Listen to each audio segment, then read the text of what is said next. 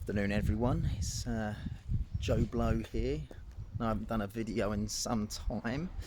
Fortunately, my dear old dad passed away at the end of March, so my life has pretty much been consumed with dealing with that over the last few weeks. But you know, we laid him to rest recently, God rest his soul.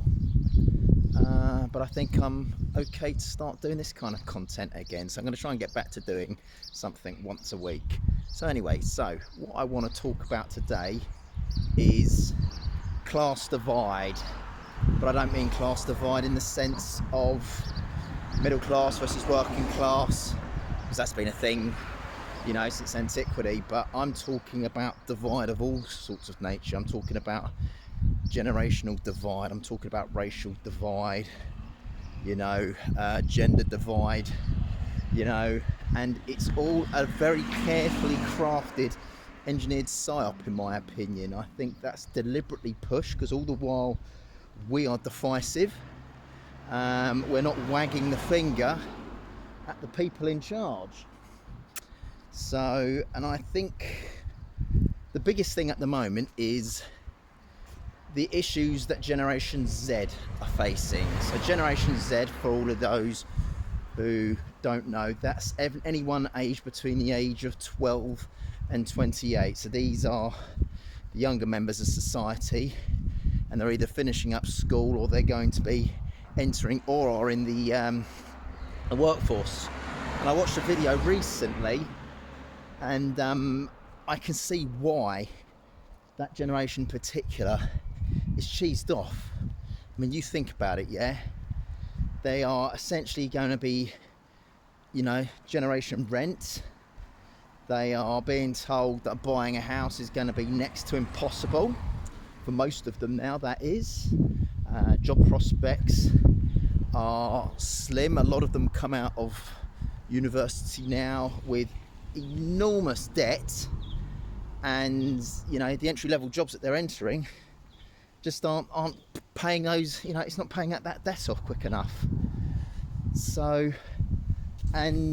but there is hope with that generation, I think, because I believe this is going to be the generation that is going to start to say no more to the bullshit. And what I mean by that is that I talked in a video recently about the divisiveness of politics and voting in general. But you know what? It doesn't matter, does it? If you've got a green flag, you know, in your window, if you've got a Reform flag in your window, what's the point in being angry about that? Because I bet you both people are struggling to pay their bills. I bet both people are struggling to make ends meet.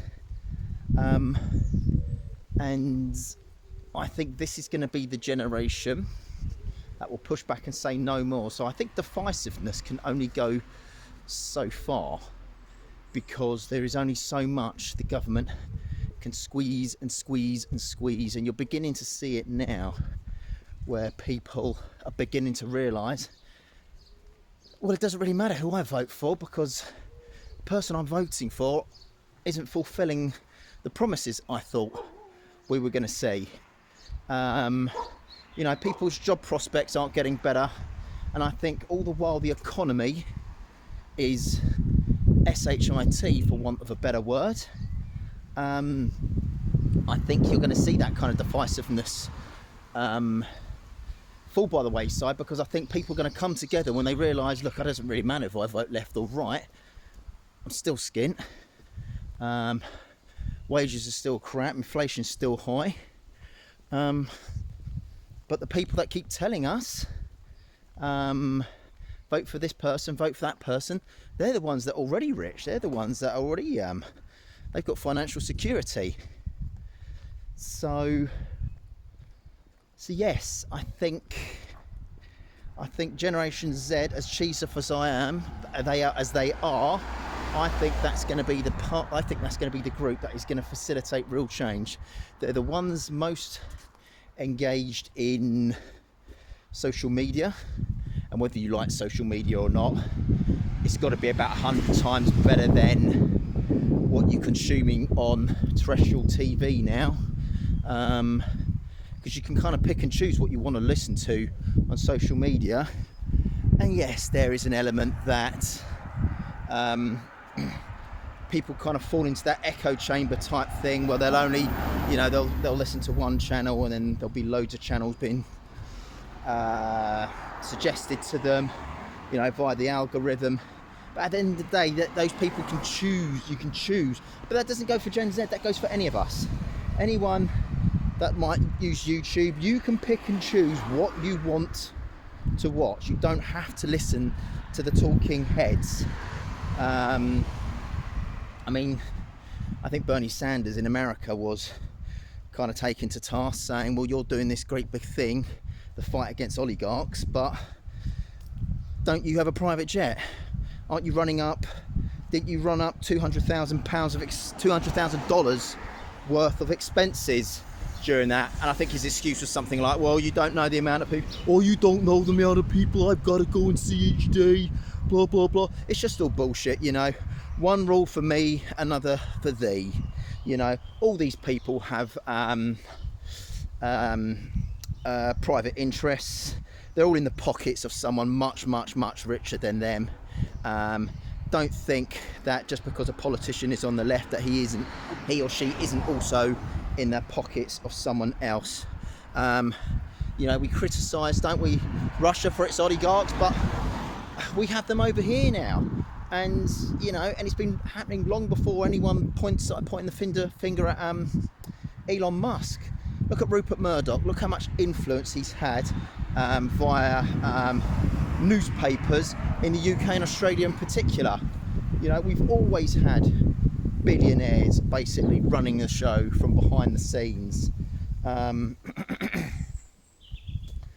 I think it's now that people kind of beginning to wake up to all this kind of stuff. So as bad as things are gonna get, and they are economically, they're going to carry on squeezing. I suspect the next thing that will be pushed at some point in the coming years will be scrapping physical money, and they'll sell it on the fact that no one carries real cash on them anymore, and it's just better this way, it's easier, blah blah blah. But the moment you will have a digital wallet, that's the moment the government or the bank can control you. I mean, I remember when Roman Abramovich had his assets frozen,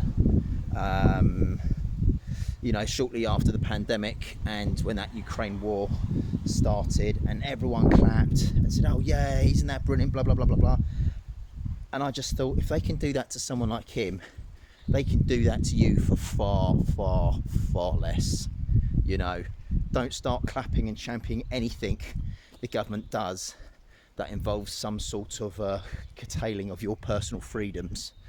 But yeah, that's all I really want to talk to you guys about today. I want to make this a little bit more of a shorter video, but let me know what you think. I think we need to stop being angry at each other, and I think we need to start pointing the finger at those in charge, and I think we need to come together more as a community. I think that's one of the things missing. I don't think we have a sense of community with you know, the rise of individualism. But let me know what you think. Look, it's going to be a beautiful weekend. Have a good one, peeps.